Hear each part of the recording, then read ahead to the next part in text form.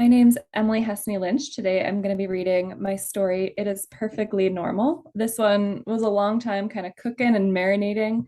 I had been seeing a massage therapist for a little while and kind of wanted to write a massage story because I always wonder what it's like to be the person massaging so many different humans from different walks of life, different body types, different struggles, different tensions they might hold in different parts of their body. And the story ended up not being so much about the massage therapist at all. It pulled me in a completely different direction, but I really enjoyed writing it and it's been a fun experience and I hope you'll enjoy listening to it. So, without further ado, here's my story. It is perfectly normal.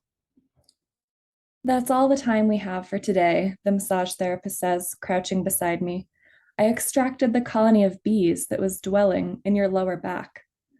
My eyes pop open and I stare into the massage therapist's deep brown eyes. I never thought it would be me. The bees buzz, undeniably. I had tried so hard to enjoy the massage, doing everything to stop the pinball machine of my racing thoughts, but barely succeeded. My grandma had bees, I say idly, paying more attention to the newfound buzzing that surrounds me rather than our conversation. Happens to the best of us, he replies. But why now? I ask. It is perfectly normal, you know. Some things just need to come out, he shrugs. I'll leave you to get changed. I change slowly, trying to remember how grounded I felt as his hands pressed into my flesh for the past 50 minutes. The bees dart in and out of the armholes of my tank top, rest in the pockets of my denim shorts. I head to the front desk to pay, and the bees cascade down the stairs behind me, a waterfall of wings. The receptionist is unfazed as the bees swirl around us. She reads the total. I insert my card and leave a tip. A bee lands on the card reader and I watch it in silence. That came from my body, I think. I don't book a next appointment.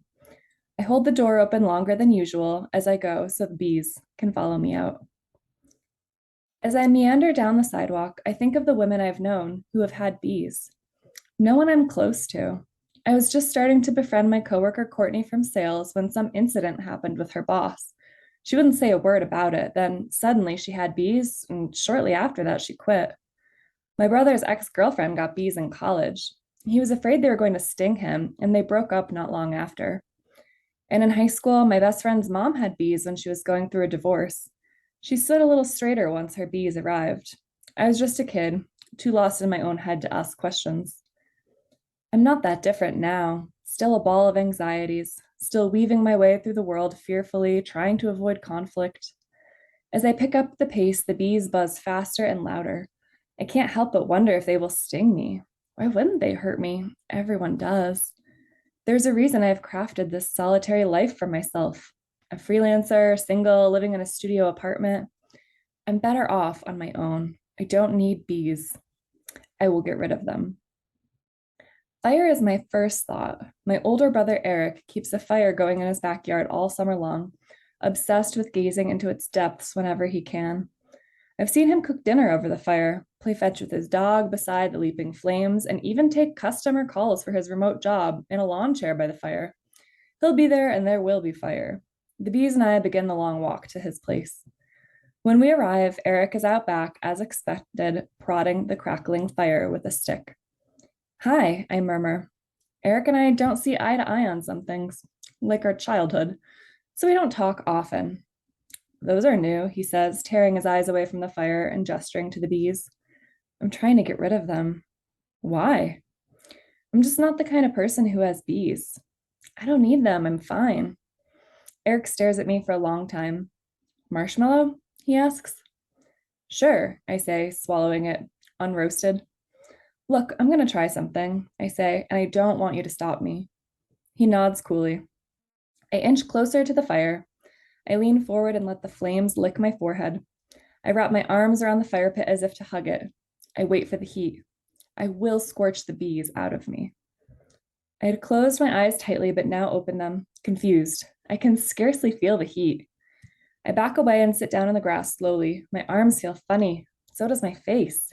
Tingly. Is this what third-degree burns feel like? I run my fingertips up and down my arms, softly touch my forehead.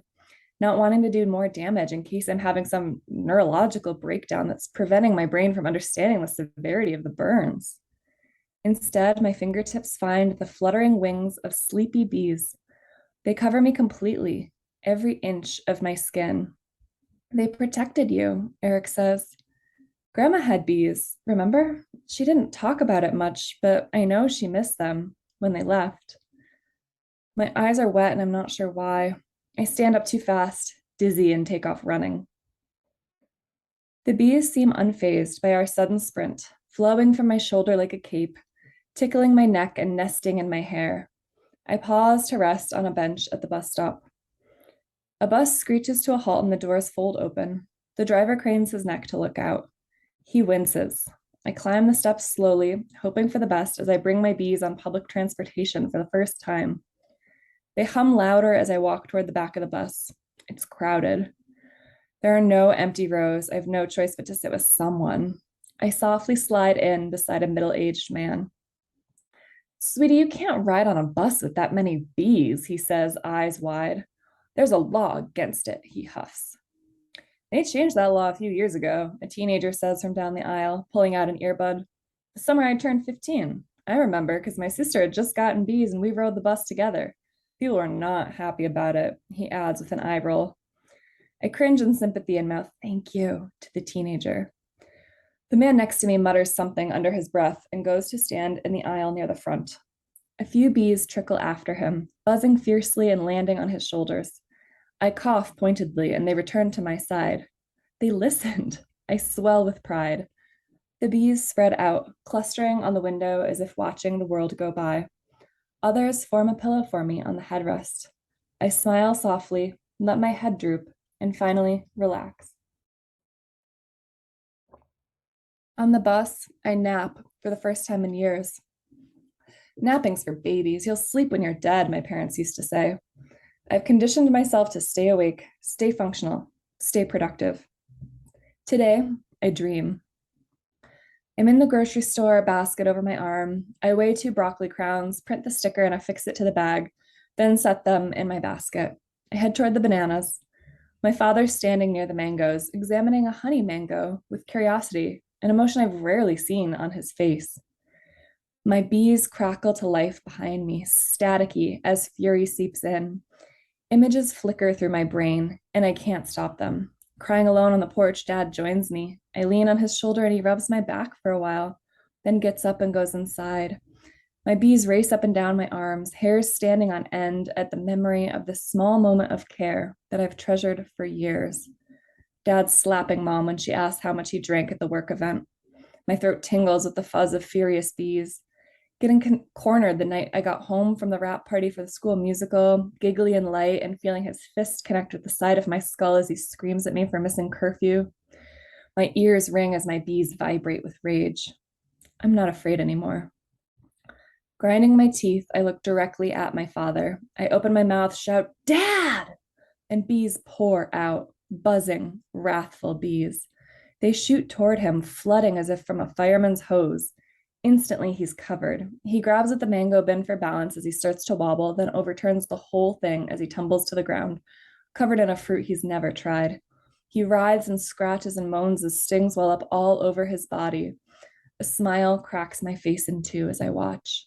I wake up sweating and alone on the bus. I remember the dream, a rarity. I remember everything, every little detail. I remember. Hot and agitated, I get off the bus near the river. My heart is beating too fast, but my bees are calm. I stop at an ice cream stand and purchase an orange creamsicle. I find a picnic table and sit, licking slowly as I try to cool down. A few bees happily rest by a puddle of dripped creamsicle, slurping at it with fuzzy tongues. I've never had such a violent dream. I would never hurt anyone. I'm too familiar with being on the receiving end of someone's wrath. My rage does not control me. I have locked it below the surface like we're supposed to. It can't hurt anyone there. I leave my purse on the shore, tucked under a log, and wade in from the banks of the river. I open my eyes underwater and squint as the fish go by. It's quiet down here. I swim a few strokes, roll to my back, and open my eyes to stare at the cloudless sky. The bees hover over me like a blanket, darkening my vision. They grow frantic and worried as I try to lose them. I take a big breath and dive as deep as I can, gliding along the bottom of the river. When my lungs start to burn, I kick my way to the surface and am greeted by my symphony of bees. Some land softly on my cheeks, one ever so gently on a closed eyelid. They seem concerned, and against my better judgment, I'm touched. I thought this swarm of bees was some manifestation of unchecked fear or anger, but they seemed caring, nurturing almost. I paddled ashore and wringed the water from my clothes, bees hovering around as if to help.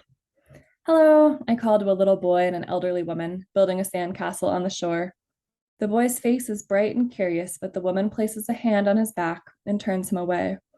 It's not polite to stare, she tells him. Grandma, why does the lady have so many bees? He asks. It is perfectly normal, I tell him with a friendly smile. I used to have my own long ago, his grandmother adds. Back then, folks would try anything to get rid of them, she says with a grimace. I frown, feeling guilty. But now we know it's just part of life, I say, crouching next to him. If you're kind, they'll be your friends. I'm not entirely sure if I'm trying to convince myself or the boy. I reach down and pick up a shell. The boy watches in awe as bees race down my arm and form a little ring around the shell, carrying it into position on the turret. He reaches toward me, and I nod to let the bees know they can greet him. We watch together, enraptured, as they nuzzle his hand and then depart to carry more shells to the other turrets. I walk home from the beach, damp and mystified. When I collapse into the hammock on my porch, the bees' consoling hum reminds me to breathe deeply. Tears coast down my cheeks. Twice in one day? That's new. I extend an outstretched hand, and a few bee friends land lightly.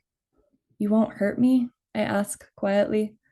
They buzz gently in response. One seems to snuggle me. I think of my brother's face in the glow of the fire, the understanding teenager on the bus, the little boy's awe. That dread I felt when the massage therapist told me I had bees and has been dissipating bit by bit all day long. I guess I'm not alone anymore, huh? I'll move through the world with my bees. As long as we're together, we will nuzzle, swarm, storm, nurture, work, and rest. It is perfectly normal to be a woman with her own colony of bees. I take a deep breath in. The fear I carry is receding. The anger pulses dully in the back of my mind, and something new, a kindness, a gentleness, is emerging from the darkness. I exhale and feel free.